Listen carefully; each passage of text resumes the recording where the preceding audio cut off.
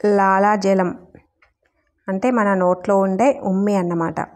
ఇక జీవితంలో ఎప్పుడు ఉమ్మి వేయకూడదు. మరి తాంబూలం వేసుకుంటే అనే సందేహం రావచ్చు. మనం తాంబూలంలో కాచు అనేది వేయకుంటే ఇక తాంబూలాన్ని ఉమ్మి వేయవలసిన అవసరం లేదు. కనుక మీరు తాంబూలంలో కాచు వేయకుండా తింటే మీకు తమలపాకు, సున్నం రెండూ మీకు మేలు చేసేవే. తమలపాకు కఫమును, పిత్తమును నాశనం చేస్తుంది. సున్నం వాతాన్ని నాశనం చేస్తుంది. కనుక తాంబూలం జీవితాంతం వేసుకోవచ్చును. ఇక మరో సూత్రం, నీటిని ఎప్పుడూ చల్లగా త్రాగకూడదు. ఎందుకంటే మన శరీరంలో ఉష్ణంతో సమానంగా ఉండేలా చూసుకోవాలి. అంటే శరీరం యొక్క ఉష్ణోగ్రత 37 డిగ్రీలు. అలా నీటిని కూడా 37 డిగ్రీల ఉష్ణోగ్రతతో తీసుకుంటే ఆ నీరు గోరువెచ్చగా ఉంటుంది. కనుక మనం ఎప్పుడూ నీటిని వెచ్చని నీటినే త్రాగాలి. ఫ్రిడ్జ్ నీటిని, ఐస్ ముక్కలు వేసిన నీటిని త్రాగకూడదు. ఎందుకంటే చల్లని నీరు పొట్టలోకి వెళ్ళి పొట్టని చల్లబరుస్తుంది. దానివల్ల శరీరం అంతా చల్లబడుతుంది. ఎందుకంటే శరీరంలోని అన్ని భాగాలకు పొట్టతో సంబంధం ఉంటుంది. కనుక దీనివల్ల హార్ట్, కిడ్నీలు అన్నీ చల్లబడతాయి. ఇది ఎంత ప్రమాదమో కదా. అందుకే చల్లని నీరు త్రాగితే పొట్ట ఆ నీటిని వేడి చేసే ప్రయత్నం చేస్తుంది. దీనివల్ల శరీరంలోని రక్తం అంతా పొట్ట భాగానికి చేరి మిగిలిన అవయవాలకి రక్తం సరఫరా తగ్గుతుంది. ఇలా తరచూ చల్లని నీటిని త్రాగడం వలన అవయవాలన్నిటికీ అంటే గుండెకి, మెదడుకి చేరవలసిన రక్తం సరిగా చేరకపోవటం వలన బ్రెయిన్ హెమరేజ్, పెరాలసిస్, గుండెపోటు వంటి ప్రమాదాలు జరగవచ్చును. అందుకే మనం చల్లని నీటిని త్రాగడం మానేద్దాం. ఇంకా కొంతమంది ఇలా చల్లని నీటిని త్రాగటం వలన విరేచనం సాఫీగా అవ్వదు. వీరు టాయిలెట్లో గంటల కొద్దీ జీవిస్తుంటారు. వీరి సమస్య మలబద్ధకం. ఇది మహాభయంకరం. కనుక ఫ్రిడ్జ్లో నీరు, ఫ్రిడ్జ్లోని వస్తువులు తీసుకోకండి. ఐస్ క్రీమ్స్ వంటి చల్లని పదార్థాలు తినడం మంచిది కాదు. ఇంకా పెళ్లి భోజనాలు వంటి చోట వేడి వేడి భోజనం పెడతారు. చివరికి చల్లని ఐస్ క్రీమ్ ఇస్తారు. ఇది మహా క్రూరపు చర్య. ఇలా ఎప్పుడు చేయకండి. మరొక సూత్రం, ఉదయం లేవగానే నీటిని త్రాగాలి. ఆయుర్వేదం అనుభవం ఉన్నవారు దీనినే ఉషపానం అంటారు. పళ్ళు తోముకోక ముందే నీటిని త్రాగడం, పుక్కిలించకుండానే నీటిని త్రాగడం. ఎందుకంటే రాత్రి నిద్రపోయే సమయంలో శరీరంలోని క్రియలు చాలా వరకు ఆగిపోతాయి. కానీ నోటిలో లాలాజలం ఉత్పత్తి చేసే క్రియ మాత్రం ఎక్కువ ఆగదు. అలా తయారైన లాలాజలం నోటిలోనే అక్కడక్కడ నిలిచి ఉంటుంది. అది కూడా లోపలికి వెళ్ళవలసిన అవసరం ఎంతైనా ఉంది. ఎందుకంటే తెల్లవారుజామున అంటే బ్రహ్మ ముహూర్తంలో తయారయ్యే లాలాజలం ఎంతో విలువైనది. కాబట్టి మనం నిద్ర లేవగానే నీటిని పుక్కిలించి ఊయకుండానే నీటిని త్రాగాలి. అంటే ఊంచకుండానే నీటిని పుక్కిలించి తాగాలన్నమాట. దీనినే ఉషపానం అంటారు. అయితే ఎంత నీటిని త్రాగాలి అంటే 18 సంవత్సరాల లోపు వారు, అలాగే 60 సంవత్సరాల పైన వారు 3/4 లీటరు నీటిని తాగవలను. మరి 18 సంవత్సరాల నుండి 60 సంవత్సరాల లోపు వారు 1.5 లీటరు నీరు త్రాగవలను. ఇక ఎలా త్రాగాలో తెలుసుకుందాం. గుటక తర్వాత గుటక చప్పరిస్తూ త్రాగాలి. ఇక్కడ మరొక విషయం, వాగ్బాటులు చెప్పినట్లు బ్రహ్మ ముహూర్తంలో లాలాజలం యొక్క విశిష్టత మా పరిశోధనలో తేలినదేమంటే డయాబెటీస్ రోగులకు ఏదైనా దెబ్బ తగిలితే త్వరగా తగ్గదు. అలాంటి రోగులకు కురుపులు వచ్చి పుండుపడి ఉన్నవారికి ఉదయాన్నే లాలాజలం ఆ పుండు మీద రాయించి చూస్తే 15 నుండి 20 రోజులలో ఆశ్చర్యం పూర్తిగా నయమైనవి. ఇది నిజం. ఇంకొక పరిశోధన, ఈ రోజుల్లో చిన్నపిల్లలకు కళ్లద్దాలు వస్తున్నాయి. కొంతమంది చిన్నపిల్లలకు చెప్పాం, ఉదయాన్నే నిద్రలేవండి, లాలాజలాన్ని కంటిలో కాటుకలాగా వ్రాయమని చెప్పాం. అలా చేస్తే కొద్ది రోజుల్లో వారికి కళ్లద్దాలు అవసరం లేకుండా పోయాయి. మీలో కూడా కంటి సమస్యలు ఉన్నవారు ఇలా చేసి చూడవచ్చును. పిల్లలకైతే తొందరగా ఫలితం కనబడుతుంది. పెద్దవారికైతే కొద్ది సమయం పడుతుంది. కానీ ఖచ్చితంగా పనిచేస్తుంది. కళ్ళజోడు అవసరం లేకుండా పోవడం జరుగుతుంది. ఇంతేకాదు కంటికి సంబంధించిన ఏ సమస్య అయినా ఈ ప్రయోగాన్ని చేసి నివారణ పొందవచ్చును. అసలు ఈ లాలాజలంలో ఏమి ఉన్నది అని శాస్త్రజ్ఞులు అడిగితే వారంటారు, మన మట్టిలో ఎన్ని రకాల యాక్టివ్ ఇంగ్రీడియంట్స్ పోషకాలు ఉన్నాయో అన్ని రకాల పోషకాలు లాలాజలంలో ఉన్నవి. అందుకే మనం మన నోటిలోని లాలాజలాన్ని వ్యర్థం చేయకూడదు. అది మన శరీరానికి ఎంతో మేలు చేస్తుంది. ఇంకా ఎలాగంటే మనకి శరీరం మీద ఎప్పుడైనా కాలిన గాయం ఏర్పడితే అక్కడ మీరు మీ లాలాజలాన్ని ప్రతిరోజు రాయండి. కొద్ది నెలల్లోనే పూర్తిగా నయమవుతుంది. అంతేకాదు మీ శరీరం పైన ఏదైనా తెల్ల మచ్చలు లేక నల్ల మచ్చలు, ఇంకా తీవ్రమైన చర్మరోగం, ఎగ్జిమా వంటివి ఏవైనా ఆ చోట ఇలా లాలాజలాన్ని రాయండి. 5-6 నెలల్లోనే మీ రోగం నయమవుతుంది. ఇంకా దారుణమైన చర్మరోగం సోరియాసిస్ అది కూడా నయమవుతుంది.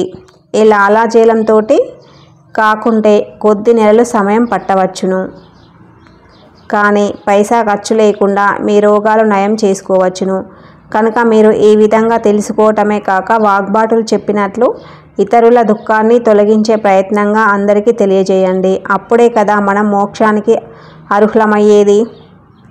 ఇక ప్రశ్నలు. మొదటి ప్రశ్న, రాజీవ్ భాయ్, ఉషాపానం కూడా గోరువెచ్చని నీటితోనే తాగాలా లేక చల్లని నీటిని త్రాగవచ్చా? మళ్ళీ తాంబూలంలో ఏమేమి వేసుకోవచ్చు? జవాబు, తాంబూలంలో తమలపాకు దేశవాళిదై ఉండాలి. అది వగరుగా ఉంటుంది. విదేశీ తమలపాకు వద్దు. దేశవాళీ తమలపాకు మంచిది. ఇది ఎంత వగరుగా ఉంటే అంత మంచిది. రంగు ముదురుగా ఉండాలి. దేశవాళీ తమలపాకు ఎక్కువ ముదురు ఆకుపచ్చ రంగులో ఉంటుంది. చాలా పదార్థాలు కూడా ముదురు రంగులోనే ఉంటే మంచిది. ఉదాహరణకి టమాటా, వంకాయ, నేరేడు ఇలాంటివన్నీ యాంటీ క్యాన్సర్గా, యాంటీ డయాబెటీస్గా పనిచేస్తాయి. కనుక లేత రంగులో ఉండేవి విదేశీ పదార్థాలు. దేశవాళీ పదార్థాల ముదురు రంగులో ఉంటూ తమలపాకు కూడా అలాగే ముదురు రంగులో ఉంటే మంచిది. ఇక తమలపాకుల్లో సున్నం 1 గ్రాము లోపుగా వేసుకోవాలి. ఇంకా సోంపు వేసుకోవచ్చు. అలాగే వాము 2 లేక 3 గింజలు వేసుకోవచ్చును. ఇంకా లవంగం, పెద్ద యాలకుకాయ, గులాబీ నుండి తయారు చేసిన గుల్కంద్ ఇవి వేసుకోవచ్చును. ఇక తాంబూలంలో వేయకూడని పదార్థాలు వక్క పొడి, కాచు ఇవి వేయమని ఎక్కడ చెప్పలేదు. కనుక ఇవి లేకుండా తాంబూలం వేసుకోండి. ఇక ఉషాపానం విషయానికి వస్తే తప్పకుండా గోరువెచ్చని నీరు అయి ఉండవలను. మీరు రాగి పాత్రలోని నీరు త్రాగేవారైతే అవి గోరువెచ్చగా ఉండనవసరం లేదు. ఎందుకంటే రాగి పాత్రలోని నీటికి గోరువెచ్చని నీటిలో ఉండే లక్షణాలు ఉంటాయి కనుక ఇక మీరు స్టీలు లేక మట్టి కుండలో ఉంచిన నీటిని గోరువెచ్చగా చేసుకొని త్రాగాలి. ఇంకా అల్యూమినియం, ప్లాస్టిక్ పాత్రలో నీరుని నిల్వ ఉంచకండి. మరి అయితే రోజు మొత్తం రాగి పాత్రలో నీరు త్రాగవచ్చునా అంటే తప్పకుండా తాగవచ్చు. అయితే 3 నెలలు వరుసగా రాగి పాత్రలో నీరు త్రాగినట్లయితే 15-20 రోజులు ఆపి ఆ తర్వాత మళ్ళీ 3 నెలలు వరుసగా త్రాగవచ్చును. ఆ 15-20 రోజులు కుండలోని నీళ్లు త్రాగవచ్చును.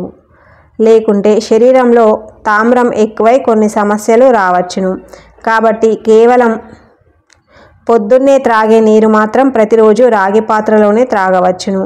రోజంతా రాగి పాత్రలో నీరు త్రాగాలనుకుంటే 3 నెలలకి ఒకసారి 15 లేక 20 రోజులు మానేయండి. తర్వాత మళ్ళీ రాగి పాత్ర నీరు త్రాగండి. ప్రశ్న, రాజీవ్ గారు, భోజనం చేసిన తర్వాత వెన్నలేని మజ్జిగ లేక రసము త్రాగమని చెప్పారు. ఇవి మాత్రం జఠరాగ్నిని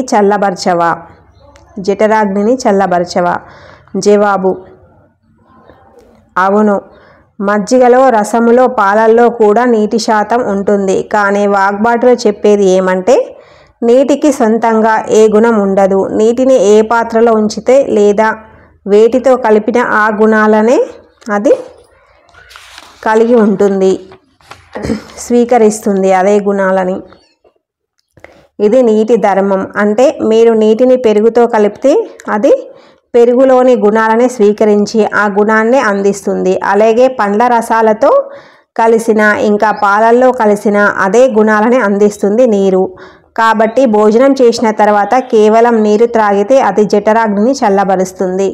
కనుక పాలు మజ్జిగ రసము ఎంతైనా త్రాగవచ్చు. ఇక పెరుగుకి ఉన్న గుణం అగ్నిని ప్రదీప్తం చేయటం. ఎందుకంటే పెరుగులో స్నిగ్ధత్వం, ఫ్యాట్ ఉంది. పెరుగులో పాలలో కంటే ఎక్కువ ఉంటుంది. వెన్నలో పెరుగులో కంటే ఎక్కువ ఉంటుంది. వెన్నలో కంటే నెయ్యిలో ఎక్కువ స్నిగ్ధత్వం, ఫ్యాట్ ఉంది. పదార్థంలో ఎక్కువ ఫ్యాట్ ఉంటుందో అది అగ్నిని ఎక్కువ ప్రదీప్తం చేస్తుంది.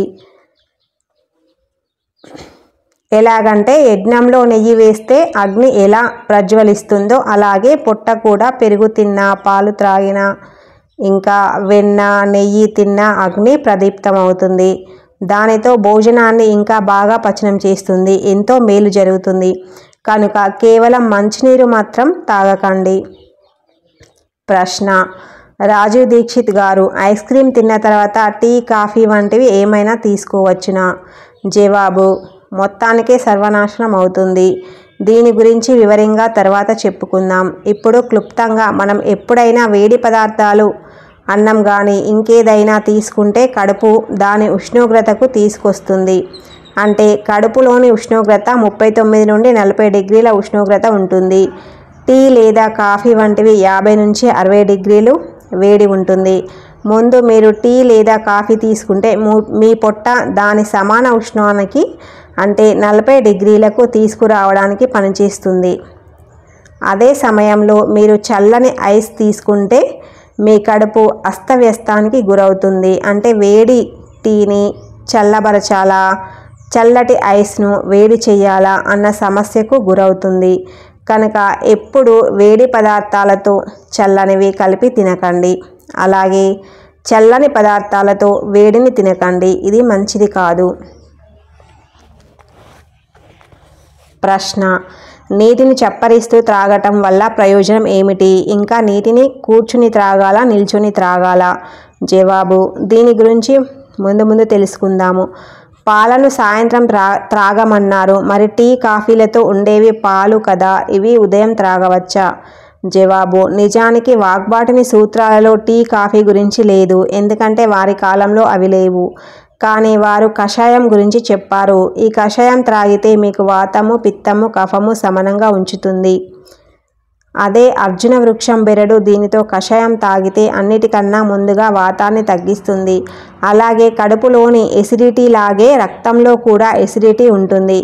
దానివల్లనే గుండెపోటు వస్తుంది. దీన్ని నివారించడానికి చాలా ముఖ్యమైనది ఈ అర్జున చెట్టు బెరడు. ఇలాంటి కషాయమైతే మీరు పాలతో కలిపి తీసుకోవచ్చును. ఎక్కువగా నవంబర్, డిసెంబర్, జనవరి వంటి చల్లని రోజులు వాతపు రోజులు. దేహంలో వాయు ప్రకోపం చల్లని రోజులలో ఎక్కువగా ఉంటుంది.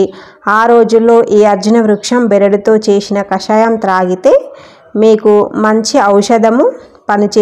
ఔషధముగా పనిచేస్తుంది. ఇది వేడిగానే తీసుకోవచ్చును, పాలతో కలుపుకోవచ్చును. ఇది మీకు రక్తాన్ని శుద్ధి చేసి రక్తంలోని మలినాలను కూడా బయటకు పంపిస్తుంది. కొలెస్ట్రాల్ను నియంత్రిస్తుంది. కనుక మీరు నవంబర్, డిసెంబర్, జనవరి కాలంలో అర్జున చెట్టు బెరడుతో కషాయం చేసుకొని త్రాగండి. భవిష్యత్తులో గుండె జబ్బులు రాకుండా జాగ్రత్త పడండి.